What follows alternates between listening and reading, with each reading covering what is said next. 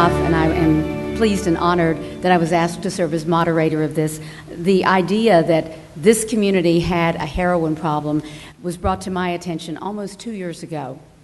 And at that time, I began to listen, as our former speaker said, I began to listen to law enforcement, I began to listen to the medical community, I began to listen to families who have been through this, who have suffered through this, and who want solutions. And so that, I think, is a wonderful idea that we've brought everyone together here today who has at least some part of that puzzle. And we're going to hear it, and at the end of the day, I know that we will walk out of here with a lot more information and a lot more ideas about how to resolve it in a community.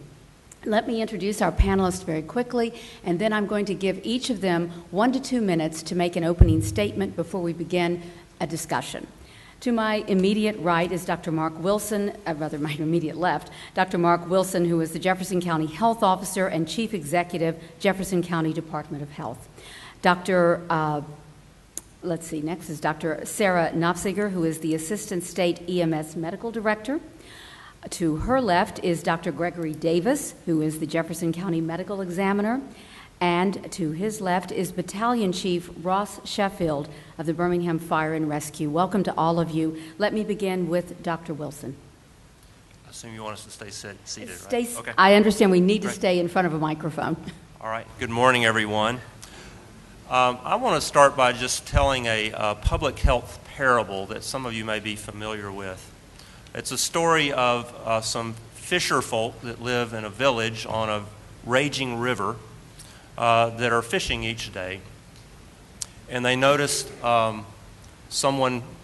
person coming down the river who's drowning, and they jump in and rescue that person. The next day they see a dead body come down the river, and then as the days go on, this keeps happening. A few people in distress, drowning, who have to be pulled out every now and then, a dead body. So these are kind people. They want to help, so they start organizing themselves. They post people around the clock on shifts to watch the river. They get rescue boats together and life buoys. They set up first aid stations because a lot of the people floating down are injured or have near-drowning experience, so they need medical attention, if you will. And this goes on and on and on until finally someone asks the question, why is this happening? Why don't we go upstream and find out what's going on? Where are these people coming from? Why are they falling into the river? So they go upstream, and this is where the river goes through a very deep gorge that is breathtakingly beautiful. And lots of folks are very attracted to it, almost with a supernatural attraction, and get close to the edge or climb over the edge to get closer to the nice scenery, and they regularly fall in. And the efforts then go towards prevention. How do we keep people from falling in? They erect a fence. Guess what happens? People climb over the fence. They pass laws. They get law enforcement to keep people from going over the fence. And you can take the analogy as far as you want to. I think it's just a good framework for us to think about today about the different parts of that raging river that we're dealing with and where we all fit in. A lot of the panelists here today are the folks that are downstream, that are pulling people out of the stream, and I'm very, very grateful for them because we do have an alarming public health crisis. And I'm just quickly give you the numbers, and others here can give you more details. In Jefferson County, the last 2 years, we've had 58 deaths from heroin overdose. The baseline for that from 2008 was about 13. In Shelby County, the baseline in 2008 was 0 deaths. In 2012, there were 12 deaths. In this past year, there were 7 confirmed with possibly 4 more pending toxicology reports. And in Tuscaloosa County, the baseline in 2008 was 2 deaths. And then in 2013, we've had 7 confirmed with 8 more pending toxicology. So it's clearly a big, big problem. There are a lot of strategies, but I hope that today, together, we can walk upstream and grapple with all aspects of this. Thank you. Thank you, Dr. Wilson. And Dr. Knopfseger. Well, thank you for asking me to be here today. I serve as the Assistant State EMS Medical Director for ADPH, so I can speak to this problem from that perspective as an EMS administrator, but I also am a faculty member at UAB in the Department of Emergency Medicine and take care of patients in the emergency department. So I can speak to this problem from that perspective as well. If you ask any emergency department clinician or any EMS provider these days, if we have a heroin problem in Jefferson County, they will definitely tell you that we do. You'd be hard-pressed to find someone who hasn't dealt personally with this problem with a patient in the last 30 days. So definitely we have a problem. Speaking as an EMS administrator, our data is congruent with the mortality data that you just shared, Dr. Wilson. If you look at the number of times that naloxone, the antidote for overdose, is administered in the state of Alabama, it has been administered 3,000 times per year roughly in the last 2 years. Now, I don't have baseline data beyond that because we just started collecting this data a couple years ago. But what you see if you look at that data is that Jefferson County is the epicenter of this problem in the state of Alabama because half of those doses were administered in the Birmingham metro area. So definitely we have a problem here. Jefferson County is the epicenter of the problem in the state of Alabama, and we look forward to talking about some of those solutions. Let's hear from our medical examiner, Dr. Davis. So I work in the medical examiner's office here in Jefferson County, and that means that we see people who died from heroin use. Only a fraction of the people who use heroin will go on to die from heroin use, but the deaths are occurring throughout Jefferson County. I've autopsied people from teens into their 60s who've died of heroin use, all races, all ethnic groups, all parts of the county. I don't cover Shelby County, so I myself cannot speak to that, but I doubt that it's much different. And one thing I suppose we can learn from that is that death is no respecter of persons in heroin. You can't be somehow rich enough or clever enough or in any other way beat the effects of heroin. It does cause people to die, and I see it regularly. And I'll comment just for a moment on something that Dr. Tucker said in the previous lecture, and I want to make sure you understand what it was that Dr. Wilson just told you. So when he said there were 58 deaths from heroin in 2012 and 2013, he didn't mean 58 in those 2 years, he meant 58 each year, in case that wasn't clear. But in those earlier years when there were fewer heroin deaths, and I saw very few, instead we were seeing deaths from propoxyphene and then oxycodone and then methadone. So opium and all of its derivative related drugs as a whole does have that beauty, a sort of beauty that some people crave and return to again and again. And it can end in death. I want to say two things quickly about what we can do. Dr. Tucker mentioned both of these, and I wanted to touch on it. The mention of Narcan use for trying to combat heroin and other opioids. I don't know how that would play out. I certainly know it's used in emergency departments. But when a person, if you know someone or who knows someone who might be doing this, loud snoring, we read this over and over again, that someone is snoring loudly and then they're found unresponsive shortly thereafter. Actually, it's not snoring technically, they're ceasing to breathe properly, and they're just gasping for breath at longer and longer intervals. But if people recognize that that is a change that indicates that death is imminent and requires emergency medical help, perhaps that would help. That's one thing. The other was a mention that social and religious aspects of behavior modification are beyond the scope of this conference. And I suppose that that's true for the conference as a whole, but it's not true for us as individuals. And I just want to reiterate that the relationships that you have with other people are very powerful forces. When you ask individuals why they choose not to use drugs, or even Dr. Tucker mentioned it, why they leave the use of drugs behind, often it's because it was damaging relationships that they have. So the extent to which we isolate ourselves and live our lives with earbuds in our ears, we're denying ourselves the relationships that help us protect each other from the harsh world around us. So it costs not money, but your time and effort. But I do encourage those relationships. And let us hear now from Battalion Chief Ross Sheffield, who is often, of course, the first responder who sees the results of a heroin overdose. I want to thank everybody for allowing me to be here. We cover mostly is in the pre-hospital care. It's our arena. Birmingham Fire and Rescue has 32 fire stations with 16 transport units. There are ALS transport units dealing with EMS, and 85% of what we do is EMS in the fire service. These 16 transport units carry naloxone. It's a drug here, a syringe. It's 2 milligrams. Each unit has 10 syringes available in their drug boxes. And what we do in the fire service, we get these overdose calls. We have our paramedics on the scene write a narrative, a summary of everything they see once they get out of the transport unit until the time they transfer that patient off to the emergency room.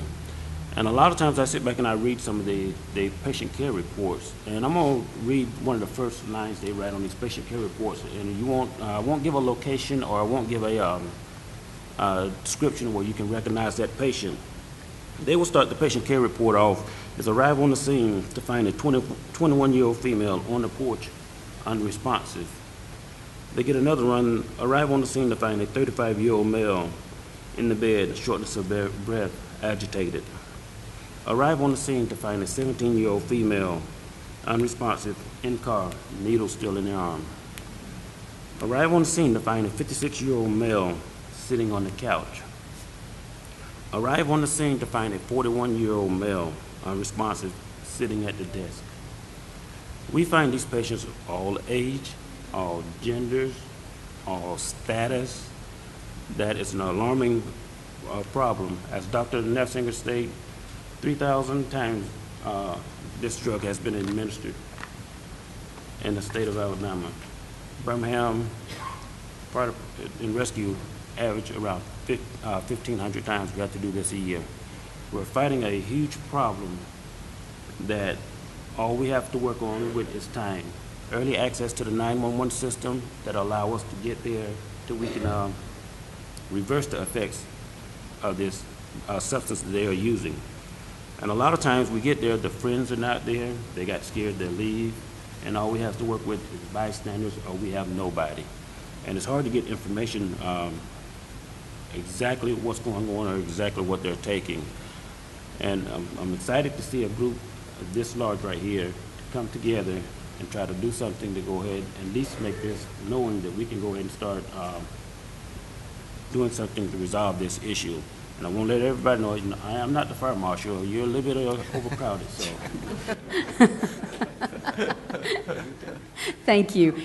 Nice to have a laugh, but I would very much now like to go back to the medication that you're holding up there, the naloxone.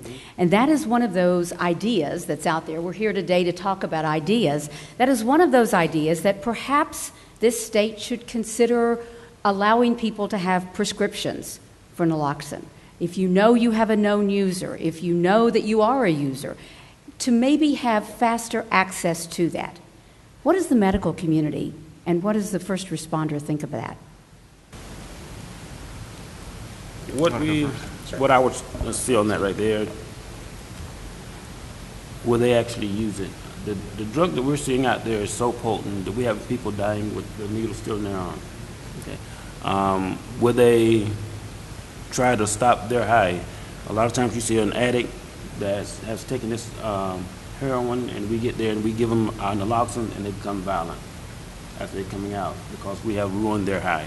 So that would be something that it would help us, but will the users actually want to use this to stop their high?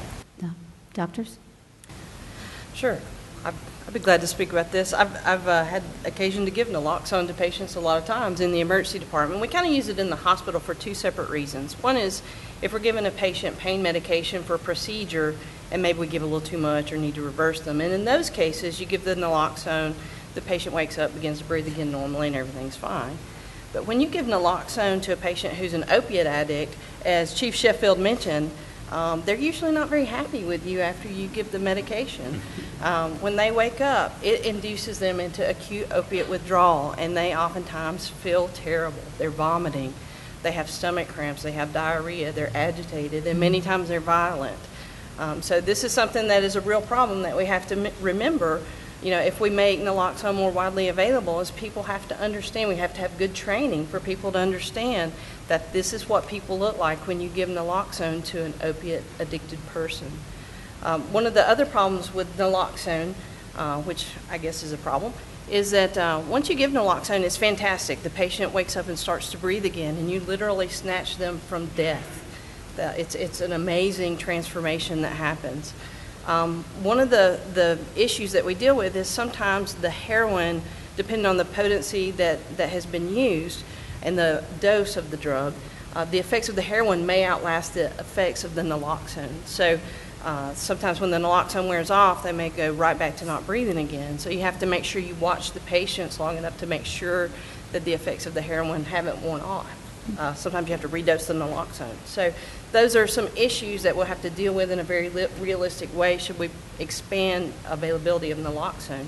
Now, a lot of other states, I work with state EMS officials from other states, and a lot of other states have decided to expand naloxone not only down to lower levels of EMTs. Right now in Alabama, it's available for paramedics and our mid-level EMS providers, but we haven't expanded it down to our lowest tier, which is the EMT. Mm-hmm. So that's what a lot of states have done. A lot of states have made it available to police officers, and a lot of states have made it available to civilians, as you mentioned, just by prescription for family members. So those are some things that we need to talk about and look at in Alabama. Any other comment? Yeah, I just would point out a couple things. One is, if somebody makes a mistake and gives naloxone to someone who's unconscious or having breathing difficulty for another reason, it won't do any harm. It's a pretty harmless drug. So in that respect, it lends itself to being a good candidate for making it more available to lay persons, if you will, or police officers. I think there maybe have been some concerns about supply. But this has been done in several other states. If we are to do this, expand it, we need to kind of be strategic about that as well, and think about how we want to do that. There are some policy issues that have to be addressed. For example, and I think maybe the Board of Medical Examiners can comment on this later, if I as a medical doctor write you a prescription for a medicine that's to be used for somebody else, that I don't have a relationship, there can be some issues there. There can also be some concerns about liability. So we probably would need some policy change, perhaps legislation even, to make it possible for us to make it more widely available. I think that we really need to look at the police force. Sometimes the police do get there first when someone calls 911. Maybe somebody can comment on how often that happens versus not. There was an example in Quincy, Massachusetts, and this is a huge problem across the country, but in this particular area in the Northeast, they're having a lot of trouble. They did make it available to police officers, train them, and had them carry naloxone. Their death rate from overdoses was decreased by 70% in that community. They reported that the Quincy police had responded, this is over some unknown period of time, they had been called to respond to overdose 262 times. 8 of the victims were already dead when police arrived, but four more had taken something else, so they didn't respond. But the other 250 had their overdoses reversed by naloxone. So those statistics might be different in our community, depending on who gets there first. But I do really think we should have some serious discussions about how to push that out. When we look at the heroin addict, and I've heard this from all of you who have spoken already today, it sounds as though the heroin addict is a little different than an individual who is on another addiction. Dr. Davis, you may be able to address this. How is the heroin user different than another addict? Well, the heroin user is no longer getting the medication through a physician. They have to get it from a dealer. You could be addicted to oxycodone and be getting it as a prescription, but you cannot get heroin prescribed. To me, what makes the heroin user different is the degree to which they desire this dangerous thing. I mean, they experience it once. It seems to be very enjoyable for them. But the way that drugs work in your body, or actually I think a better way to say it is the way that your body responds to drugs, is it begins to change and adapt to the drugs. So they keep chasing after that initial high, but their body is adjusting to it, and so they have to use higher doses to try to get that same high. They have to use them more frequently, and they may never be able to regain that first experience. An anecdote that I would share, this comes from Chicago. The medical examiner community is small, and so I hear stories from my colleagues who work around the country. They had, when fentanyl was new, they had fentanyl, and they were having a series of overdose deaths from fentanyl, an unusual number of overdose deaths. And so, as a public service announcement, it was decided in Chicago that they would announce it was very dangerous. Do not come to this particular part of town and buy this drug because there were so many deaths from it. And so the number of deaths promptly doubled because it was advertising, whereas I would have interpreted it as the warning that it was intended to be. Yeah. Which brings us to a question that I think perhaps everybody here does not understand. Let's talk about the purity of what's out there on the street. And we keep hearing, in heroin at least, that it's purer than it used to be, and that is why you find so many people, quote, with the needle in the arm. Can we discuss that? Dr. Wilson, would you like to start? Yeah, I mean, I think some of this I'm hearing from law enforcement, but it's really playing Russian roulette. Back in the old days, it wasn't very pure. Now we're seeing some that's coming on the market that's much more pure, but there's a lot of variability. So because of that variability, you just don't know what you're getting. Mm-hmm. You could be used to one dose that's not giving you much of a high, and then all of a sudden you get something that's much more potent and it makes you stop breathing. And there's no way for the user to check that? Not that I'm aware, unless they have a really good chemistry set. And patience. So you see that happening. Anyone else? Okay. Well, there's another aspect of it too. Yes, you never know. I mean, this isn't something that is regulated, the purity. But there's another aspect, which is that heroin is acting in different ways. There's the high of it. There's the pain control that opium and its relatives create. And there's also the decreased drive to continue breathing. All those are effects that are brought on by heroin or other opioid use, but they're distinct effects within the body. And so, for example, you may be having to use more and more drug to achieve a high, but the amount that's necessary to cause you to cease breathing doesn't change the way that the high does. So as you keep chasing after this high, you're passing through and beyond the point at which you would stop breathing. So that also plays a role as well. Chief, you see people on the scene when it's just happened. You're there. You see the tears if there is a family member around or they come. The fact that heroin has taken hold in our community is affecting more than just the person who overdoses or who dies. You are seeing who else it hurts along the way. Can you talk a little bit about that? What we're seeing, family members, mothers, we're seeing fathers, we're seeing children being affected, and it's just surprising to us who all is actually out there doing this. You would think it would be somebody that's with a low status. But we're seeing people of all ages, all race, that's using this drug right here. And what we're seeing is once they're using this stuff right here, they're always chasing that same high again. And they never achieve it. And Yeah. they never achieve it.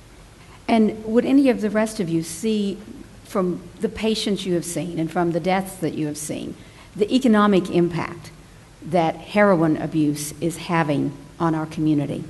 Well, if I may speak to your previous question about the effect on the family. Absolutely. Because family members call me sometimes.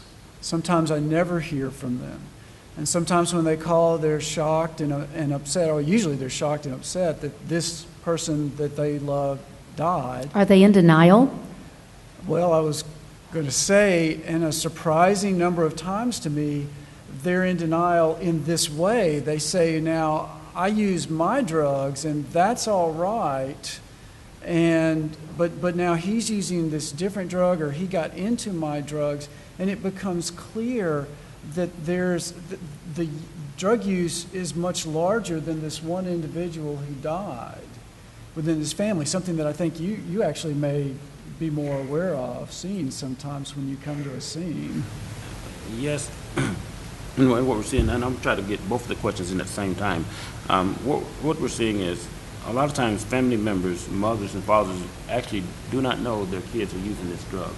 And they're very shocked that they find their child unresponsive, and we get there and we start getting more information, and we actually give them the naloxone, and they come back, and then we have to tell them they have took some opiate out there.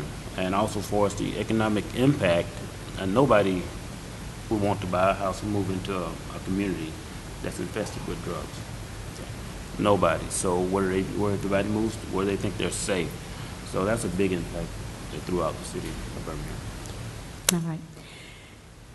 We have heard from U.S. Attorney Joyce Vance and others that we simply cannot arrest our way out of this problem. There have to be communities that are involved and wanting to change this. Those of you who are on the front line, who see the deaths and who feel the tears of everybody, what needs to happen throughout this community, in your opinion, to truly begin to combat what we're facing right now? Dr. Naftiger? Well, that's a very big question. I wish I knew all the answers, but I can tell you from my perspective in the emergency department, I think that this is something that people need to understand. Heroin is not like other drugs. When I deal with patients who are addicted to heroin, it is a very different conversation than I have with patients who are addicted to other substances. For example, I can talk to a patient who abuses cocaine, and we can have a conversation about the damaging effects of cocaine on their life and on their health. And most often when I have that conversation, the patient looks at me and says, you know what, Doc, you're right. I need to get some help. I'm going to consider it strongly. Thank you for taking the time to talk to me. When I talk to a patient who abuses heroin, more often than not, the response is for the patient to turn and walk away and go out to look for the next high. Heroin is so powerfully addictive. I can't explain to you, I can't emphasize enough how dangerous this drug is. And I think we need to get that message out to our children. I'm a parent. I have a teenage son. And one of the things I make clear to him is that this is something that you cannot use, not even once. You can't experiment with it. It's not like other things that oftentimes people experiment with and they can walk away from. It's not like that. It's different. And we've got to get that message out there. Yeah, I think just to comment a little more on the addiction, and first of all, I think we all have to acknowledge that more than half of our audience is full of experts on this. And so just from my own perspective, I'm sort of a generalist, not an expert. But the other thing about heroin is the withdrawal that's so horrible. You know, people do say they felt like they're going to die. Now, they don't usually die from withdrawal unless they have some other, maybe a heart condition or something that, you know, that stress sort of tips them over the edge. But withdrawal is a horrible phenomenon. So if somebody needs that next fix, they're driven towards that with something that's beyond their control. A lot of you in the audience are family members or parts of support groups. I've attended a few of those. Just to get back to your point, I mean, the pain that this causes for families is extraordinary. I mean, if any of us who are parents can just imagine. And I do hear frustrated parents say, you know, my child says she wants to quit, but I'm not sure I believe her. And I think that we need to believe people when they say they want to quit, but we also have to understand that this addiction is so strong and the withdrawal is so horrible that when they want to, they still can't unless they get some help. And I don't mean to say people can't get better and people can't overcome this, but we just have to realize that this is extremely tough, and not to blame others for this. Once they're in that situation, they need to be rescued. They need to be helped. They need to want to help. They need to want to have help, but it's still extremely tough. And that rescue may not just be one rescue. It Right. may be over the course of time. Right. I think you'll hear some stories later on. I mean, to hear that somebody's in their 5th treatment program is not unusual. Maybe more than 10 before they have long-term recovery. And it gets back to the point Dr. Tucker was making too. A lot of our programs are quick in and out sort of things. You know, you can stay sober for a while or clean for a while, but as soon as you get done, those cravings are still there. The brain circuits are changed so that you want this heroin just like you want food or water or whatever else. It seems essential, and it can take at least a couple of years before the mind can start to reprogram itself, even during 2 years of abstinence. But even beyond 2 years of abstinence, is it possible, if presented with it again, all of that Sure. training? And so it is a lifelong addiction Sure. in one Yeah. way of saying and I it. think different people are different. Some people have greater success than others. We're all wired differently. That's why we have to approach this with a great deal of humility and understanding that, we don't have a simple approach to this. We look at all of the issues that we've talked about today, and that is everything from a quick death in which you may not even be able to get a first responder to that person on time. You look at the fact that it's going to take perhaps years to get an individual clean, if that is indeed possible to save them. And we talked about the fact that family often is in denial. So with those 3 things working against us, where do we begin? You mentioned talking to your children. But the deaths that we're hearing are coming from people predominantly in their 20s and their 30s and maybe their early 40s. So how do you reach those people? How do you reach those people now, or is it already too late? Go ahead, Sarah. I think, as Dr. Davis mentioned a moment ago, he talked about the importance of relationships and how drug use tends to destroy those relationships. But on the opposite end of that, I think those relationships are the thing that keep people from falling into those traps in the first place. So I really, I'm a person who believes very strongly in family and community. And I think that each of us have those opportunities in our life to reach out to the person next to us who may be suffering or going through some difficulties and maybe considering turning to recreational drugs as an escape. So I think it really starts with each of us on a personal, individual level with those who are around us and those people who are in our circle of influence. I really think that's where it begins. And fortunately, this room is filled with people who have a big circle of influence. So I'm hopeful that each of us can take that to our communities and start on a small way in each and every day with the people that we touch. Anyone else add to that? I want to, let's make it clear, and I know we have a lot of experts out there, but we often hear about, marijuana is a gateway drug, and this drug will lead to the next drug, and will lead to the next drug. That doesn't really apply to the heroin user, does it? I mean, it's the one time, if we get them in there too soon and they take that first dose of heroin, no other drug matters. It's not like heroin users go back and forth with other drugs. Am I right or am I wrong? I think there are different there's a lot of theories about gateway drugs. I think that one thing that happens if you cross that threshold where you're willing to try something illegal or you're in that environment that's a drug environment, and especially if you're a teenager or someone who's still developing psychologically, emotionally, then I think all sorts of things can happen. You can try anything. The title of this conference is Pills to Needles. So there's clearly that aspect. One of the action items we'll talk about later is trying to come up with a way to reduce the number of pills in the environment, getting them out of the medicine cabinets, maybe finding the ways to reduce the number of prescriptions or the number of pills in the bottles that are prescribed. But that's clearly a pathway. I think you heard, though, from Dr. Tucker that 4 out of 5, I believe. So that means that 4 out of 5 are starting with the pills that are in the same class, opioids. The opioids. The medical community has done a lot of work, and you'll hear about this later, about tightening down and having more monitoring, more ways to limit the number of pills getting out there, being smarter about prescribing, and some of the formulation changes like with OxyContin. So that is driving people more towards heroin.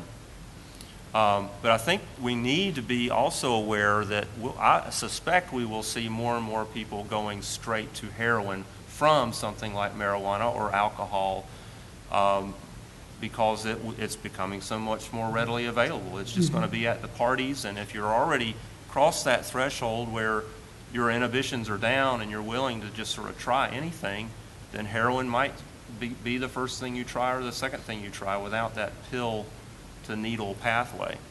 So that's even more concerning, because that first dose might be the deadly dose. The deadly dose.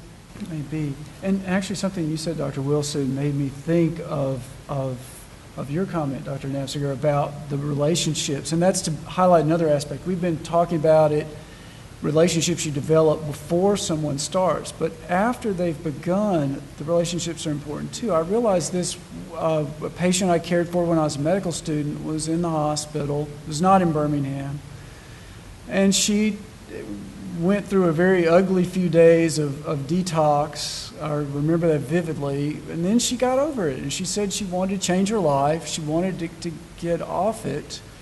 But I remember, I talked about her, she was going to go right back to the same squalid apartment where she lived with the same drug-using friends that now were her only acquaintances.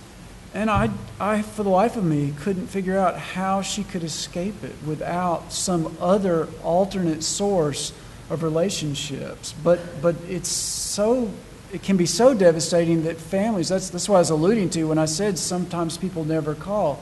It's as though this person has already died to them years ago. They've been hurt or rebuffed so many times they've given up. I think one of the things that shocked me the most when I first started looking into this was the fact that we all have an idea of who a drug user is, what a drug user looks like. And the deaths we were hearing were of well-educated, affluent, young people. And I think that's the point at which this community has got to say, wait a minute, I need to start my own rearranging of thoughts and saying this can happen, this does happen to any community. And I think each of you has spoken to that already today. Something you would like to add about that? Yeah, I think we need to be careful about this and reflect on it a bit. Back in the 1980s when we had a crack cocaine epidemic, it was more of an inner city, more minority population problem, and our approach then was to have tough drug laws and put people in prison. And now we have an epidemic of incarceration, which is a real public health problem as well. Folks whose lives are ruined, essentially. We are getting a lot smarter about that now with drug courts and options to go into treatment.